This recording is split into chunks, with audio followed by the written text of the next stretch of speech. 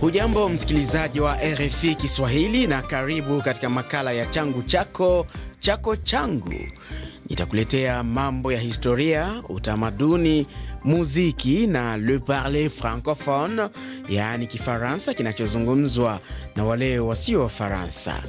Jumaa hili msikilizaji, kwenye historia na utamaduni, tutaangazia chimbuko la watu wa kabila la Wanande ambao wanagawanyika na koo mbalimbali.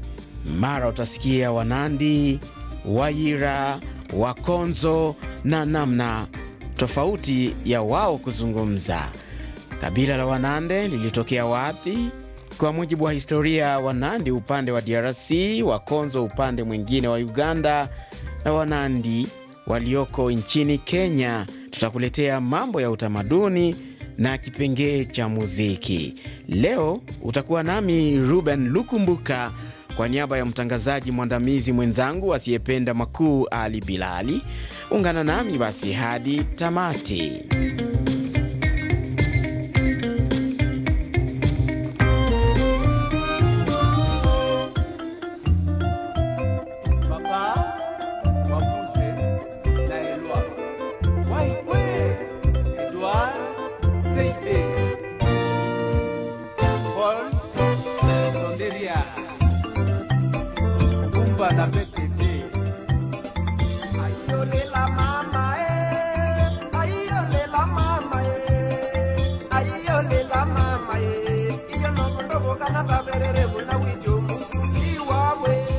Msikilizaji, ni historia ndefu na hapa nitaungana na Edmondus Ndume.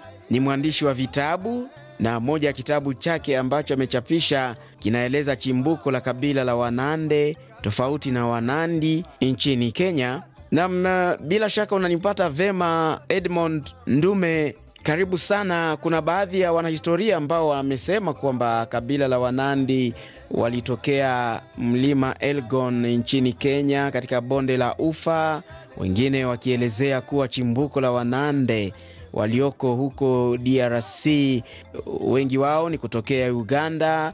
Na wewe unasemaje, na nani wa kumwamini? Sina mengi ya kumia.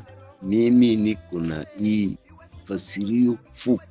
Wanande ni kabila inayopatikana mashariki mwa DRC karibu na ziwa Edward na mlima Rwenzori. Mwaka wa 1910 wazungu wakagabula Kongo, wakatia mpaka kutokea Ishasha kupita lake ziwa Edward kupitia mto Luviria tako Rwenzori na kufika Lamiri.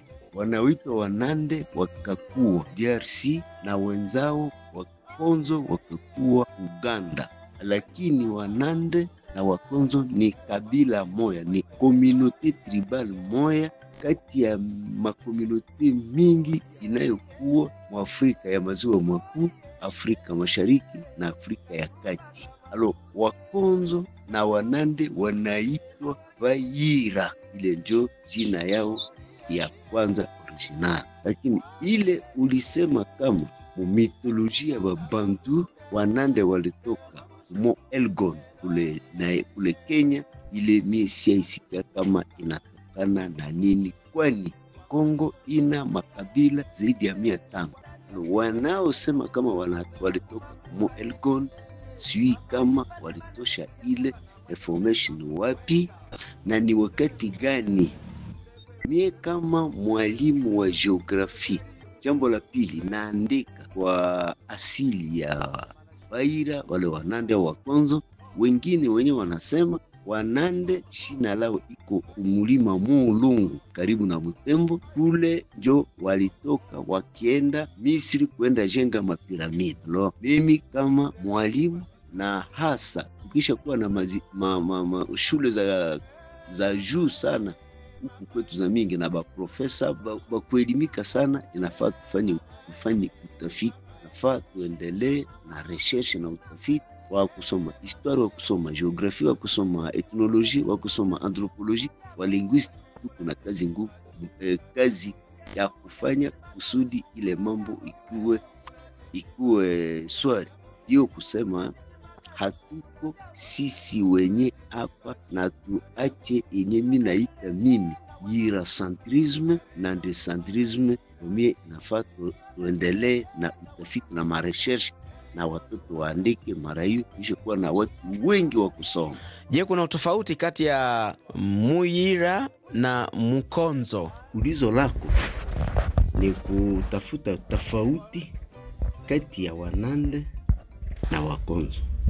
Ni jina bule. Ile majina kuchunguza sana iko kama ilitoka wakati Waarabu waliingia huko.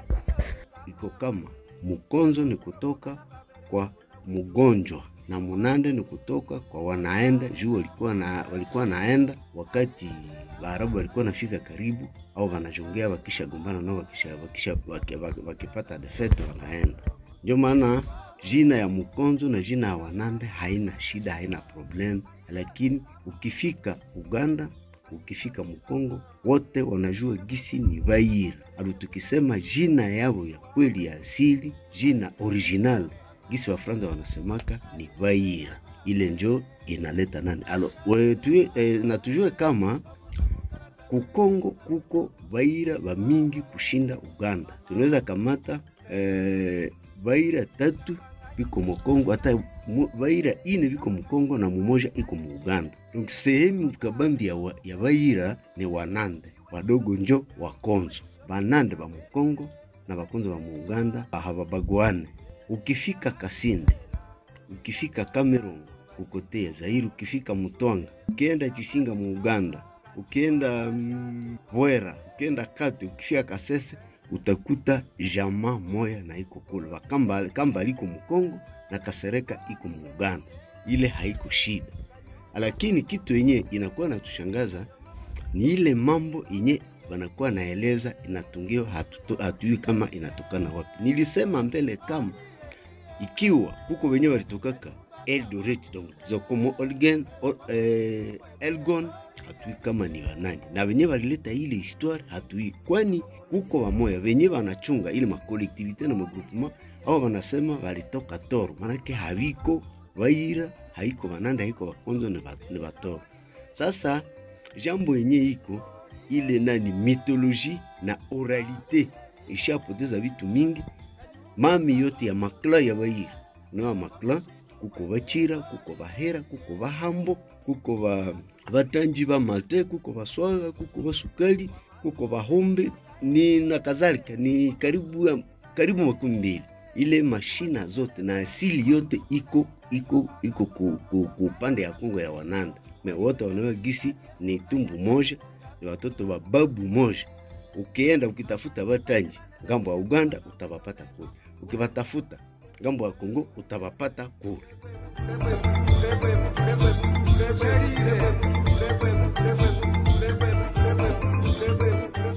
Honnêteté intellectuelle oblige. Nafaa uulize Bayira wengine wa kusoma mingi, wa docteur, wa professeur d'université, ubaulize na wapane version ya ile nani ya ile histoire, kwani ukizaliwa mtumbu ya Baswa bakujere collectivité ya Baswa, ya kujere ya Batangi, ya kujere ya Basu, au ukikuwa Uganda kila mtu anapanaka histoire yake. Ile ndio naacha mimi naandika venye mimi naandika l'histoire au pluriel, kila mtu anapana histoire yake. Alors inatulomba na hivi wakati tuko naandika vitabu ni vya mingi, washaandika madonnées contradictoires. Alors inafaa vyote vile vikutiliwe fasi moja, watu wapime kutafuta verite. Na sasa tuko naandika labda watoto wenyewe huko nyuma wataangalia sema hapa au huyu anaandika hivi, anasema hivi, vinatokana na nini. Asante sana Edmond Dime. Nikumbushe kuwa wewe ni mtafiti na mwalimu mkuu kule Butembo DRC katika shule Enakti, na umekuwa ukizungumza nasi baada ya kuchapisha kitabu chako kinachozungumzia kabila la Wanande kule DRC. Nimezungumza pia na mwanahistoria mwingine hapa ambaye anaanza kwa kujitambulisha namna hii. Mimi naitwa Sover Mulwa na Maneno, nakuwa Mkongomani na ninaishi hapa Kongo katika mji mkuu wa Butembo. Na je, kuna utofauti kati ya watu wa kabila linalofahamika kama Bayira na Bakonzo? Umeuliza kama kuna utofauti kati ya kabila linalofahamika kama Bayira ama Bayira na Wakonzo ama Bakonzo. Mimi nitasema kwa kizazi hakuna utofauti, lakini kwa kuwa wote hawa wanaishi katika nchi mbalimbali ndio inaleta utofauti, lakini kwa kizazi chao hakuna utofauti. Kuna Waira Wanande, hao ndio wanajulikana sana kama Waira. Kuna Wakonzo, hawa pia ni Waira Wakonzo ama Bakonzo, Abakonzo aba Uganda. Na hawa Waira Wanande ndio wanaishi nchini Kongo, na wengi kati yao wanaishi kwa pande hizi za kidemokrasia ya Kongo ama Beni na Lubero. Asante sana Sauver Mulwana, ukiwa Butembo huko mashariki mwa nchi ya Jamhuri ya Kidemokrasia ya Kongo.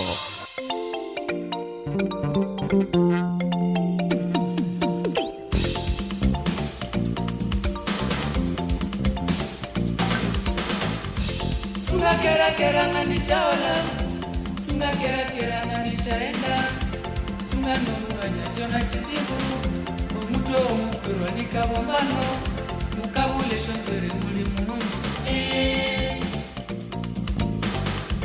Sunga kera nganisha ola, sunga kera nganisha enda, mireka sereka tutiwa sinja. Unasikiliza Changu Chako Chako Changu, makala yanayohusu utamaduni. Na sasa tugeukie kipengele cha Le Parler Francophone, na minaungana na Bwana Karume Asangama. Yeye ni mkufunzi wa lugha ya Kifaransa kule Dar es Salaam nchini Tanzania. Na Karume, tungetamani kufahamu maendeleo ya wanafunzi na mwitikio wa wanafunzi hao wanaoonesha nia ya kuzungumza lugha hii ya Kifaransa katika nchi hizi za Afrika Mashariki. Karume, unasemaje? Kama ulivyosema ndugu Ruben Lukumbuka, mimi ni mwalimu wa Kifaransa, nafundisha lugha ya Kifaransa kama lugha kigeni. Kwa Kifaransa wanasema français langue étrangère. Na mwitikio wa watu kujifunza lugha ya Kifaransa ni mkubwa sana kwa hapa bara la Afrika. Ukiangalia kwa Afrika Mashariki tuseme ni mkubwa zaidi.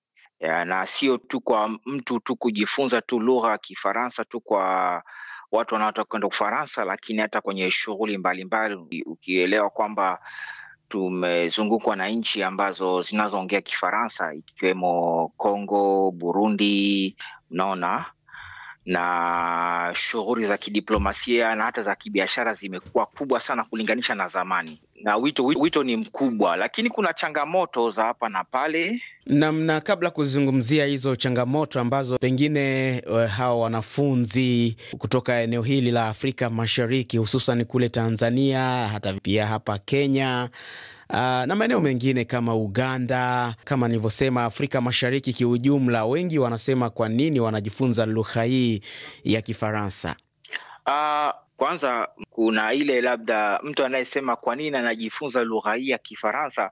Kwa mtazamo wangu mimi ni labda sana itakuwa yaani kujifunza lugha hii ya Kifaransa mara nyingi ni kutokana labda mtu labda kwa mfano anataka kwenda kusoma Ufaransa, ukijua kwamba Ufaransa elimu ya kule ni elimu ambayo kidogo ina sifa nzuri kidunia. Mtu mwingine labda anataka kwenda kufanya shughuli za kibiashara, na sio tu nini kwenda hata Afrika Magharibi. Unaona, mtu anataka kwenda paka Afrika Magharibi, Senegal na nini, kwenda kufanya shughuli mbalimbali, Cote d'Ivoire na nini, na kufanya shughuli za kibiashara, shughuli zingine za kidiplomasia. Kwa unakuta bado kuna mtu anakuwa analazimika kujifunza hiyo lugha kuliko kutegemea mkarimani.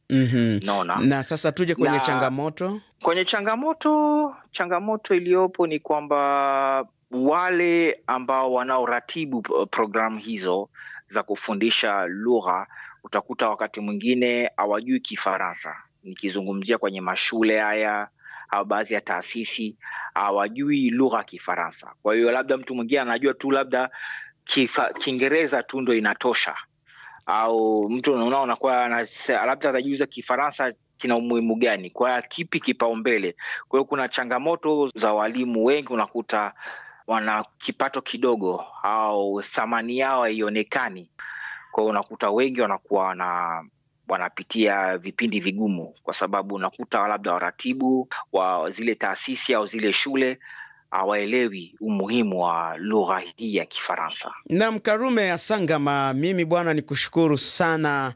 Nikumbushe kuwa wewe ni mshtiti mkubwa na ni mwandishi wa habari mwenzetu. Tumefanya kazi pamoja katika RFI Kiswahili pale Dar es Salaam, Tanzania. Ndio, sasa. Asante wote huko. Asante, bon dimanche. Merci pareillement. Merci beaucoup. Naam, shukran jazila. Ukiwa Mwanza nchini Tanzania, unasikiliza matangazo ya RFI Kiswahili kupitia Inland FM Radio, Afya Radio nchini Tanzania, na kule DRC maeneo ya Mutwanga, wilaya ya Beni, RFI Kiswahili inasikika kupitia Renzori Voice Radio RVR. Ukiwa Beni, sikiliza RFI Kiswahili kupitia Radio Rwanzururu FM, Radio Semliki FM, Radio Tele Espoir RTE huko Mangina, Beni, DRC. Makala hewani ni changu chako, chako changu. Uko nami Ruben Lukumbuka.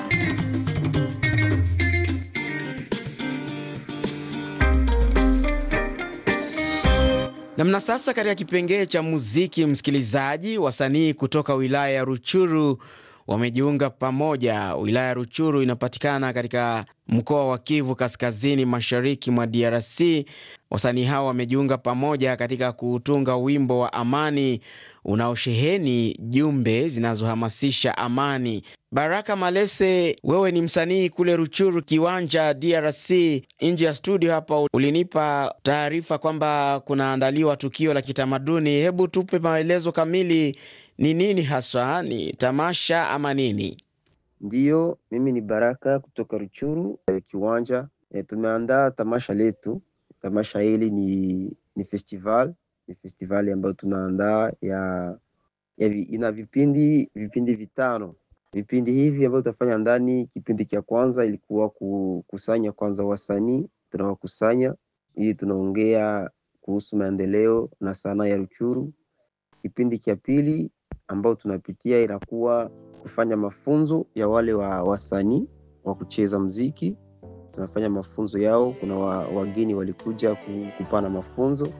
Ya tatu inakuwa kufanya ma competition, yani mabattle. Tunapitia katika mabattle za siku 3, na wakishapitia mabattle, kipindi ya ine inakuwa kufanya matembezi, yani wasanii wanafanya matembezi katika vituo vinavyoendana na vipaji vyao na sanaa yao. Tukimaliza hapo, kipindi cha mwisho inakuwa siku ambayo tunafanya tamasha kubwa ambayo tunawapatia sasa wale washindi makado na kuweza kuwapatia pesa kidogo ambayo tutakuwa tuliandaa kwa wale washindi. Tumeungana yote tumeshinda maneno yao yenye udhaifu. Tumeungana yote tumepinga umoja ni nguvu, matengano dhaifu. Tumeungana yote tumeshinda maneno yao yenye udhaifu. Tumeungana yote tumepinga. Tumeungana kwa pamoja, wenye roho mbaya watakoma. Vijana, wasichana na wamama, tuishi sote kwa umoja. Amani, maendeleo yatuhusu sisi. Ruchuru tupendane, tutajenga kwetu, tuishi umoja, tupinge. Ni kwa wimbo huo wa wasanii kutoka wilaya ya Ruchuru mkoani Kivu Kaskazini Mashariki mwa DRC ndio nami nafikia tamati ya makala ya changu chako chako changu. Naitwa Ruben Lukumbuka. Asanteni sana na bon dimanche, Jumapili njema. Kwaherini.